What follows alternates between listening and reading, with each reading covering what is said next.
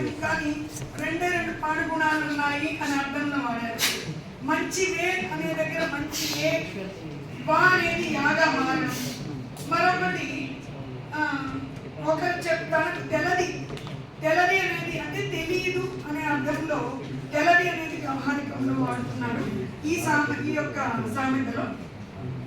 తర్వాత మరొక ఉదాహరణ, చెరువుల పట్టోన్ని తీసి బాయిలేసినట్లు. ఇక్కడ పట్టోన్ని, పడ్డవాణ్ణి అనే నకారము నాగా కూడా మారింది. బాయిలేసినట్లు, బావిలో, బావి ప్రకృతి పదము, బాయి వికృతి. బాయి లేసినట్లు, ఇందులో ఒక సంధి కూడా కలిసి ఉంది. బాయిలో, బాయిలో ప్లస్ వేసినట్లు అని కూడా నువ్వు విడదీయచ్చు. అంటే జానపదులకు జ్ఞానం లేదని మనం అనుకుంటున్నాం, కానీ వాళ్ళ మాటల్లో, వాళ్ళ భాషలో, వాళ్ళ పదజాలం వాడుకలోనే వాళ్ళు మనకి ఎంతో సంపదను మనకి ఇచ్చి వెళ్ళడం కూడా జరిగింది. మరి ఇంకొక పదం, గుమ్మి నిండా గింజలు ఉండాలి, గూటాలోని బిడ్డలు ఉండాలి. ఎంతో చక్కని సౌందర్యవంతమైనటువంటి పదాలు. ఎట్లాంటి అంత్యప్రాస కూడా వాడారు దీంట్లో. గింజలు ఉండాలి, బిడ్డలు ఉండాలి. ఉండాలి అనేది వ్యవహారికము. ఉండాలి, గుమ్మి అంటే ధాన్యాన్ని నిల్వ ఉంచేటటువంటి ఒక వస్తువు అది. అలాగే గూటాలాగా అంటే గట్టిగా ఉండాలి అని అర్థం. భూమిలో పాతే ఒక వస్తువు గూటం అనేది.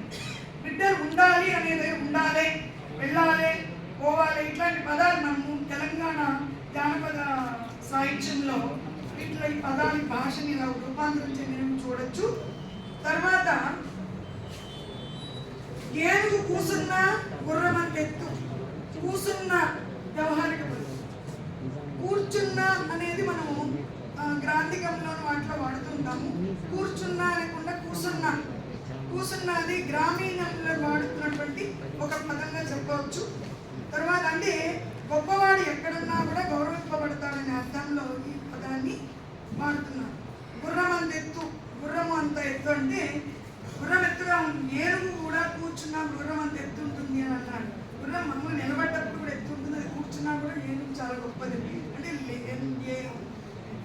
గొప్పవాడు అంటే 10 మంది చేత పొగడబడేవాడు, ఎక్కడున్నా తాను గౌరవించబడేవాడు అనే అర్థంలో ఈ వ్యవహారికంలో చక్కని పదాలు, సామెతలు, జానపదులు వాడారు.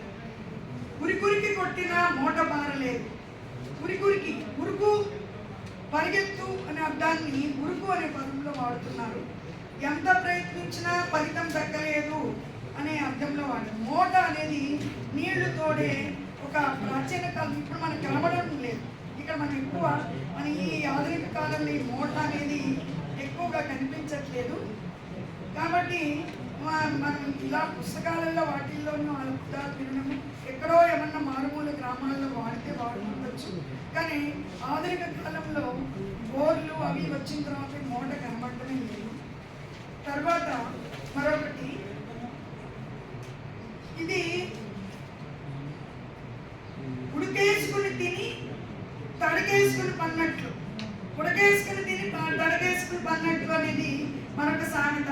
ఉడకేసుకోవడం అంటే వండుకోవడం, వంట చేయడం అని అర్థంలో.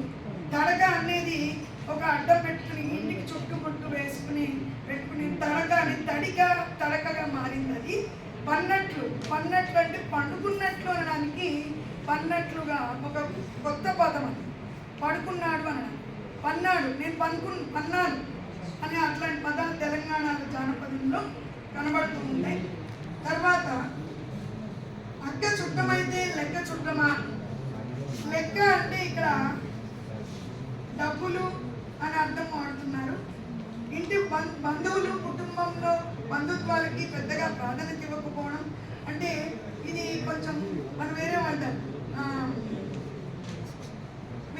ప్రాంతాలలో మరొక అర్థంలో వాడుతూ ఉంటారు.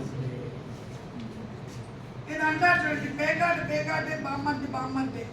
అది అలాంటివి కొన్ని వేరే ఇంకొక ప్రాంతాలు తెలంగాణలో ఎక్కువ వాడనుకున్నది. అక్క చుట్టమైతే లెక్క, అక్క సోదరి ఇంటి మనిషి కావచ్చు, కానీ డబ్బుల విషయంలో దానికి ఉంటుంది అనే అర్థంలో వాడారు. లెక్క అనే మాట మాత్రం ఇక్కడ డబ్బులు అనే అర్థంలో భాషాపరంగా తీసుకున్నటువంటి పదం ఇది. లెక్క అంటే డబ్బులు అనే అర్థంలో వాడతారు. కొల్లది బింకెడు కొసరేది లొట్టెడు. తర్వాత అంటే కొన్నది కొంచెమే కానీ ఎక్కువగా కావాలి కావాలి అని అనడం.